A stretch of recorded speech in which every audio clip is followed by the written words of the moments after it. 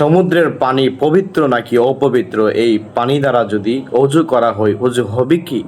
আল্লাহর হাবিব সাল্লাল্লাহু আলাইহি সাল্লামের এক সাহাবী রাসূলুল্লাহকে প্রশ্ন করলেন, নাসাই শরীফের মধ্যে এসেছে, ইয়া রাসূলুল্লাহ, সমুদ্রের মধ্যে আমরা ভ্রমণ করে থাকি, কিন্তু খাবারের জন্য অল্প কিছু পানি নিয়ে আমরা বের হই, যা আমাদের খাবারের জন্য প্রয়োজন হয়।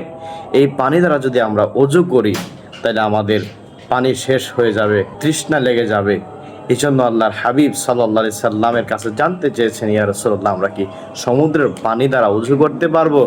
রাসূল সাল্লাল্লাহু আলাইহি সাল্লাম বলেছেন, হ্যাঁ, অবশ্যই পারবা, কারণ সমুদ্রের পানি শুধু পবিত্র নয়, তার মধ্যে পড়ে থাকা মৃত প্রাণীও হালাল। এই হাদিস শরীফের ব্যাখ্যায় মেরকাতুস সউদ গ্রন্থকার তিনি বলেছেন, রাসূল সাল্লাল্লাহু আলাইহি সাল্লাম তাদের প্রশ্নের ব্যাপারে বুঝতে পারলেন, যেহেতু পানি শেষ হয়ে যাওয়ার আশঙ্কা আছে, তাই খাবারও সংকট দেখা দিতে পারে। এজন্য আল্লাহর হাবিব সাল্লাল্লাহু আলাইহি সাল্লাম সমুদ্রে পড়ে থাকা মৃত প্রাণীকেও হালাল করে দিয়েছেন।